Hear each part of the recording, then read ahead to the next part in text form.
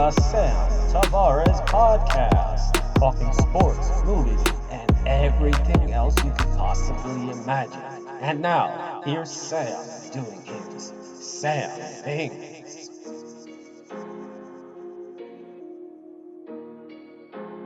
And a pleasant good evening, or good morning, or good afternoon to you if you're listening to this podcast, wherever you are, and whatever time you're watching. Welcome. So, first of all, I want to welcome all of you to the inaugural episode of the Sam Tavares program podcast. And if you're hearing an annoying buzzing sound, I do apologize. My speakers are shot, but hopefully we'll have that fixed very shortly. So, just an overview of what we're going to be talking about in this podcast. So, basically, we're going to talk everything: sports, movies.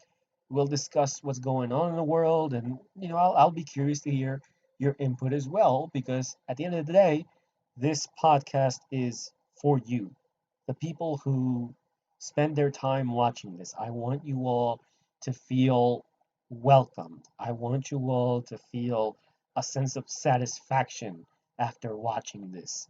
Because at the end of the day, what we're going to be talking about, or what I'm going to be talking about, has super importance to the people who are passionate about sports, movies, etc. We'll even talk about Cracker Barrel if you want. The point is, this show is going to be for you. Now, with that being said, let's begin. So, the MLB winter meetings have begun virtually. We've seen a lot of moves being done, especially within teams around the American League Central. The White Sox recently made a move in acquiring starting pitcher Lance Lynn from the Texas Rangers. And right now, I'm going to tell you the truth. The Chicago White Sox are, on paper, destined to win the American League Central in 2021. The club they have right now on paper is probably one of the scariest ball clubs you will see in all of Major League Baseball. They're scarier than the Houston Astros from 2017 and 2019, and on paper, they seem scarier than the Boston Red Sox of 2018. The Chicago White Sox, if they manage to stay healthy, will have the most powerful offense in all of baseball, but it seems as if they're also going to have the most dominant pitching rotation in the American League. And that says a lot about a club that not too long ago was a laughing stock in the city of Chicago. The the Cubs have been for years the big team in Chicago, and they probably will be for the foreseeable future because let's face it, Chicago is a Cubs town. If you go to the north side, they're a Cubs town. If you go to the south side of Chicago where the White Sox play, there are Cubs people there also. So there's no doubt that the people of Chicago have made the Chicago Cubs their team. Now, with that being said, will there be a scenario in which Cub fans who are more than likely destined to see their team struggle this year, because let's face it, their president of baseball operations, Theo Epstein, resigned. There are rumors going around that even though he says that he's going to be off this entire season, that he might end up getting the Mets job, once he feels it's time for him to come back. Here's what I have to say about this. The Cubs had the Cubs had an outstanding run these past 5 seasons. Okay, I think Cubs fans should not be complaining at all about their team. Why? Well, their team won a World Series. First time in 108 years they won the World Series, and that was back in 2016. I know that to Cubs fans that seems like a long time ago, but let's face it, you've waited longer. Aside from that, their team has made it to the postseason 4 out of the last 5 seasons. Okay, they missed one. That was it.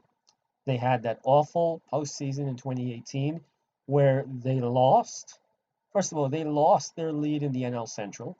They were beaten by the Milwaukee Brewers um, in the pivotal game 163.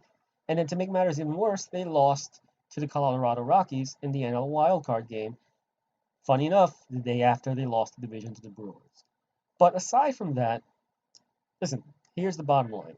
The Cubs have been phenomenal, okay?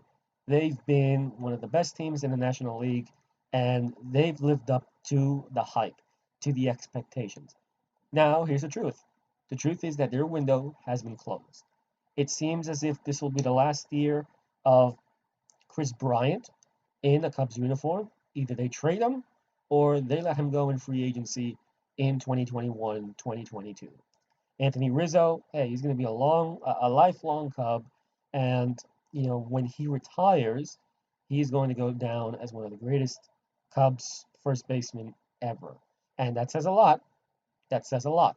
Okay, the Cubs have had great players in their history, but I don't think any of them, and no disrespect to Ron Santo, no disrespect to Ernie Banks, or any of those great Cubs that have played throughout their history, but I don't think there has been a player in Cubs history that has had the attention, the love, and just the respect of people within the organization, within the fan base, and within the clubhouse, like Anthony Rizzo. Say what you want about him. He is the most respected Cub player in that locker room, and he will forever be that way. But this isn't about the Cubs. This is about the White Sox. The White Sox right now are in place to be World Series contenders. That says a lot.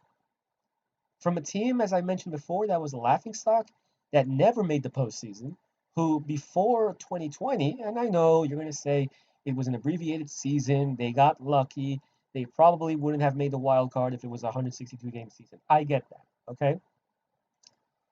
But keep in mind this reality about the Chicago White Sox, okay? The White Sox for years have been a laughing stock. No one is ever going to take that away from them. The Twins can't take that away from them. Who am I missing in the AL Central? And none of the other teams in the AL Central. The Indians can never take that away from them, and neither could the Kansas City Royals, okay? The bottom line is this, okay? The Cubs right now, excuse me, the White Sox, I'm sorry, I was talking about the Cubs. Sorry about that. The White Sox right now are in a position where next year, the year after that, and even the year after that, somewhere within these next 5 years, 2021 to 2026, they can win a World Series. The last time before 2020 that they made the postseason was in 2008. A guy by the name of Ken Griffey Jr. was on their roster and was in the lineup during their postseason games. Today, they don't have guys like Griffey Jr. in the lineup. They got guys like Abreu, Moncada. Who else am I missing? This young stud. I forgot his name. Jesus. Let me know in the comments down below what his name is. I forgot. Okay?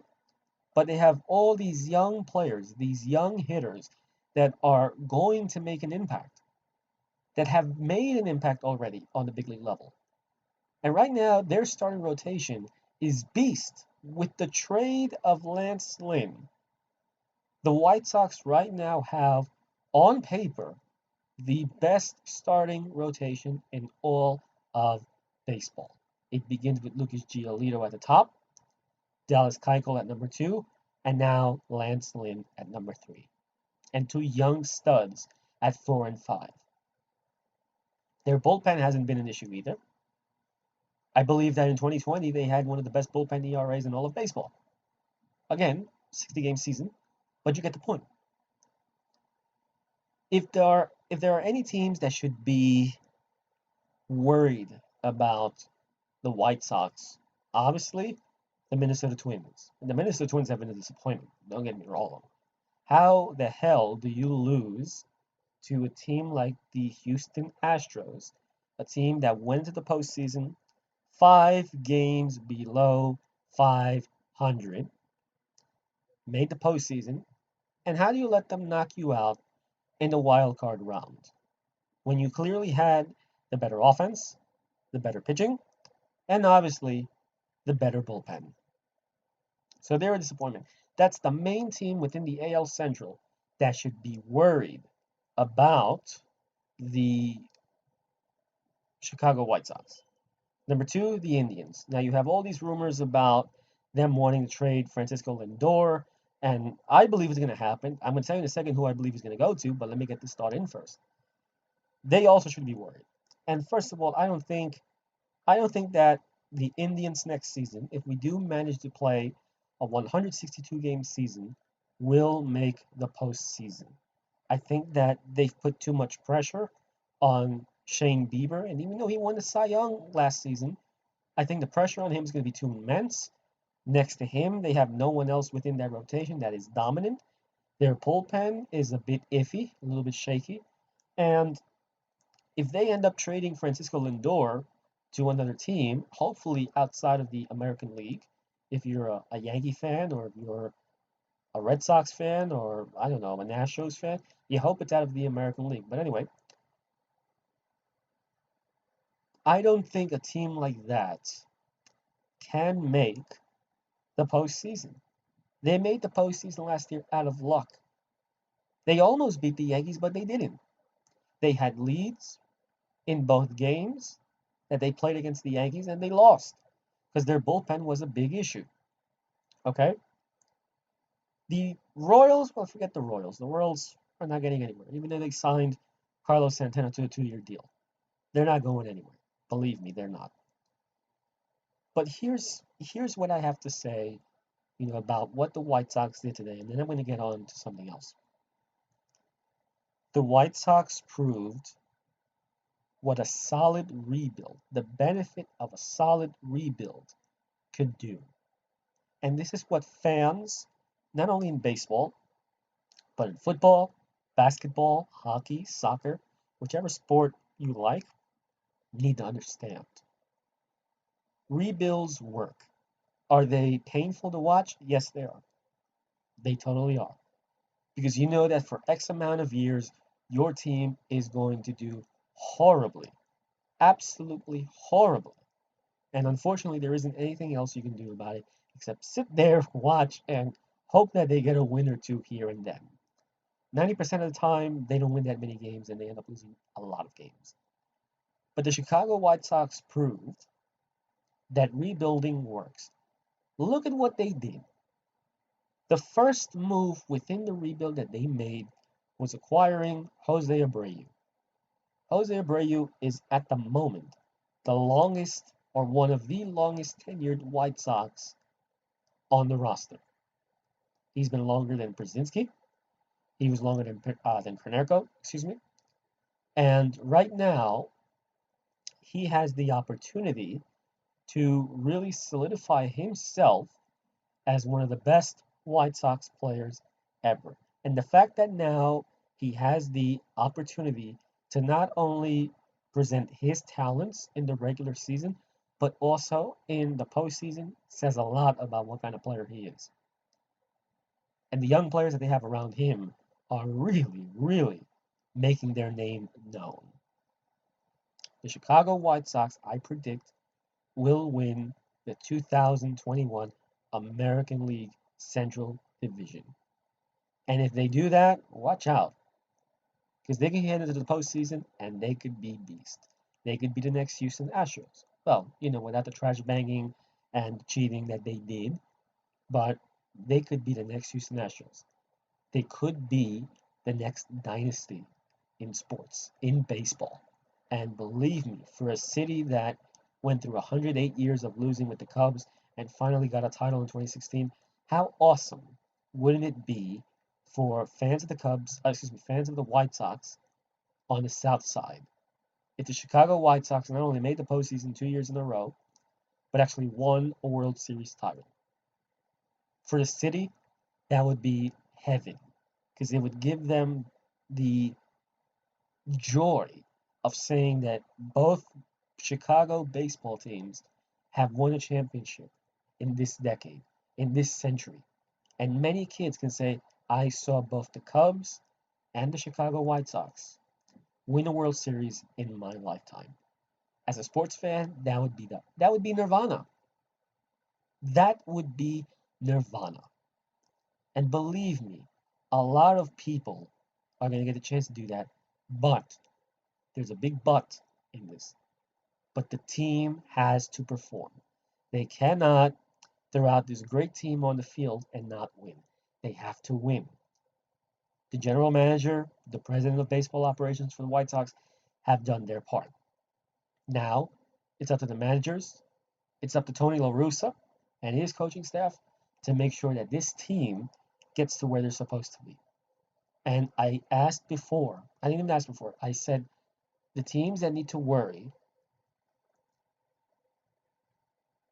the, the teams that need to worry are the teams in the American League Central, the Twins, the Indians, the Royals, etc.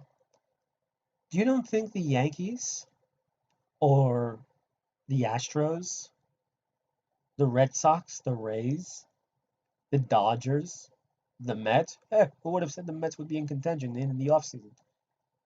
You don't think that those teams aren't shivering in fear that, man, the White Sox made a move, so if any of our clubs make the postseason, we might be knocked out by them because they might be a legitimate threat.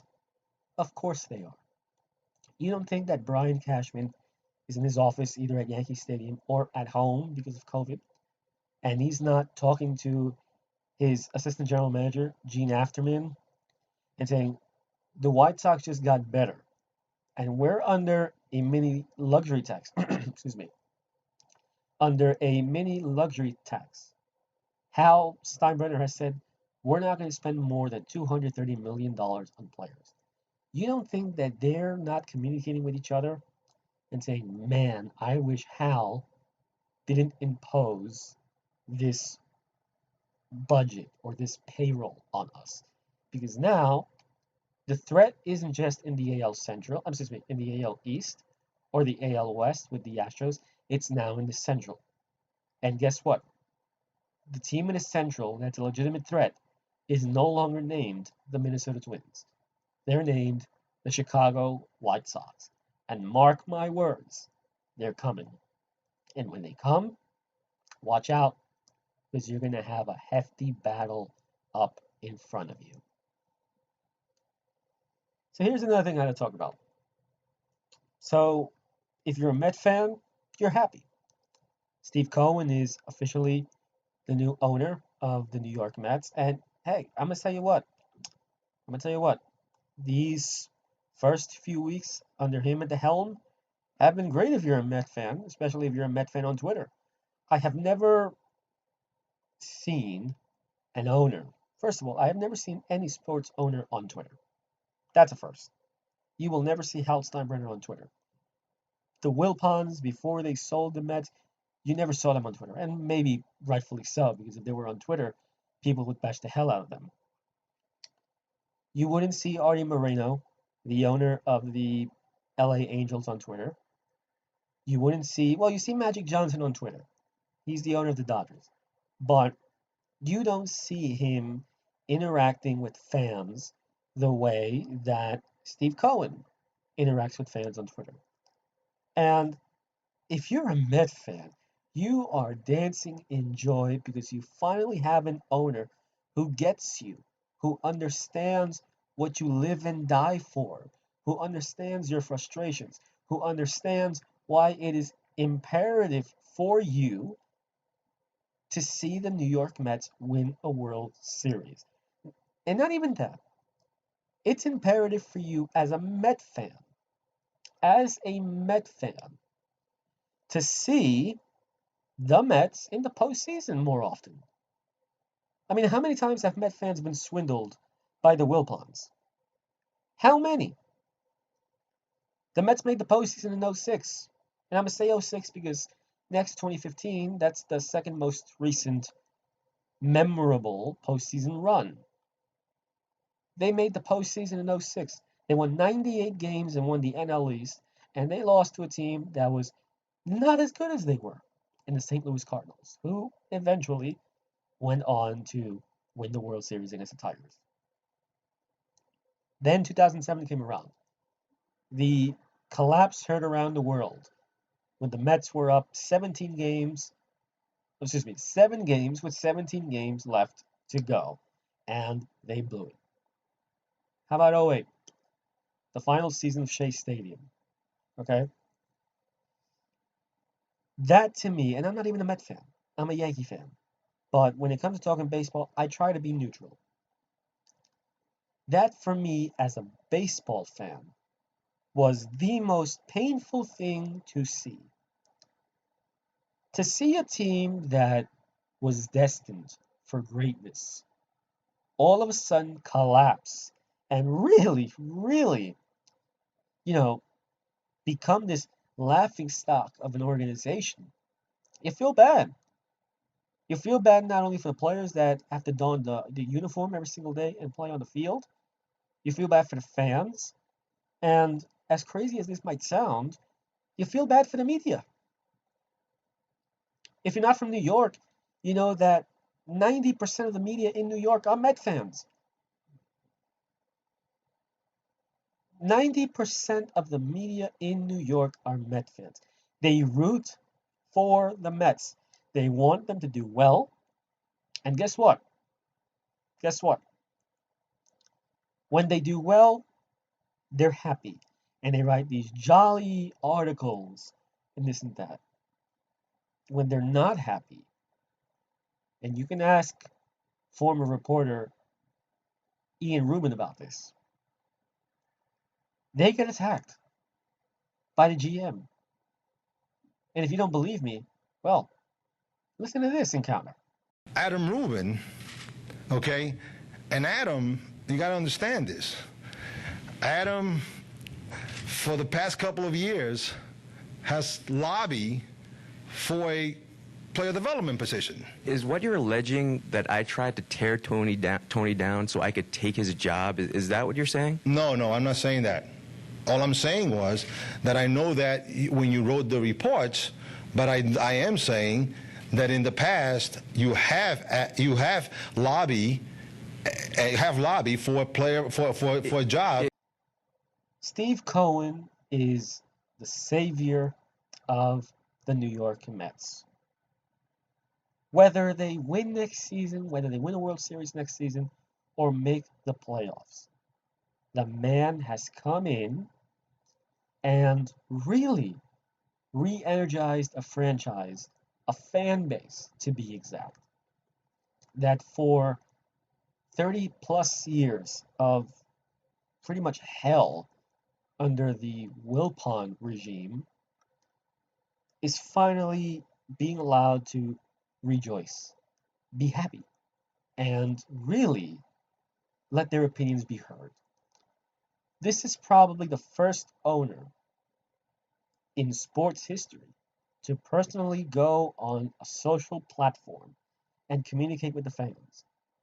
And I think that for the fans, it's the first time they've ever, had the opportunity to tweet to an owner and tell them what they'd like to see their team do from an organizational point of view and have the owner reply back to them. That's what Steve Cohen is doing. That's who Steve Cohen is. And it doesn't matter if the Mets win or lose. That's who he will continue to be. If you're a Met fan, that's a win for you. That's a huge win for you. And right now, if you're a Yankee fan like me, if you're an Angel fan, if you're a Dodger fan, and I know that the Dodgers won the World Series, okay? If you are a Dodger fan, you wish that Magic Johnson was the same way as Steve Cohen. And Magic is a good guy. Magic is one of the most respected people in sports. But when have you seen Magic Johnson reply to tweets of a fan who perhaps has a complaint or a friendly suggestion? When do you see Hal Steinbrenner? And I know Hal. I respect Hal. Hal is a great guy.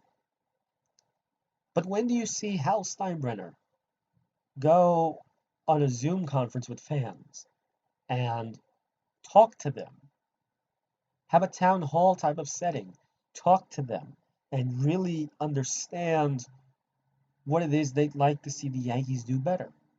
When do you see that? Never. That's probably the reason why Trevor Bauer, the potential pitcher that's going to go to the New York Mets this offseason, loves Steve Cohen. That's probably the reason why. And Bauer has gone out publicly and have said this because the guy is open. The guy cares about the fans, he cares about the city, and he cares about the players. Steve Cohen, man, you really hope that this guy ends up doing well, not only for the New York Mets, the franchise, the employees who have spent years working there, but most importantly for the fans. The fans deserve the best. As a Yankee fan growing up, I have learned to appreciate that from the Steinbrenners. George Steinbrenner knew that without the fans, the Yankees were nothing. And it's a fact. And I think that every team, not only in baseball, but in all these sports that unfortunately have had the misfortune of playing their games without any people in the stands, well, guess what? They can tell you for a fact that the fans are the reason why they play. There has not been a more sadder scene in all of sports than an empty ballpark with grown men playing a kid's game and not hearing the crowd boo the umpire when he gets the call wrong, or not hearing the intoxicated fan, may I add, heckling the opposing pitcher on the pitcher's mound. You miss that. I certainly miss being at Yankee Stadium every summer. I go to a lot of games. I can't tell you how many games off the top of my head because it's a lot. I've certainly missed it, and I know that all of you have missed it. I'm optimistic that we'll be back. But get back to my point about to get back to my point about Steve Cohen, he is he exemplifies what a true owner should be. And I believe that any future owner, even the current owner, needs to take that, into consideration. Because believe me, there's nothing better in sports than a relationship between fans and owner. If you are listening to this podcast or are watching it on, well, watching or listening, because I'm gonna put this on YouTube, please leave a thumbs up and subscribe to my channel at the bottom. I have vlogs. I used to vlog a lot, but let's face it, with coronavirus, there's nothing to vlog about. So I'm hoping that this podcast gains some fraction or whatever the word is, and you guys enjoy. Follow me on Twitter at standby for Sam. You could, add me on Instagram. I have a private account, but I'd be more than happy to accept you. It's the underscore believer underscore 28. My closing message, I'll make it brief. We are living in unprecedented times. Life as we know it has been different, has been difficult. But be optimistic. Be optimistic that the future will be a great one, that you will accomplish your goals, and that you will reach a new level of happiness that maybe right now you haven't reached. I know, it's hard. The pandemic has been absolute hell for all of us. But I promise you, if you keep the positive mindset, you will be happy. Stay positive. Stay positive, I'm sorry. Stay positive. Remember to be thankful for all those that are in your life, and remember those that perhaps aren't, because life is too short. And it's important that we are thankful for it every single day. So, with that being said, thank you for listening, and I will be talking to you guys next time.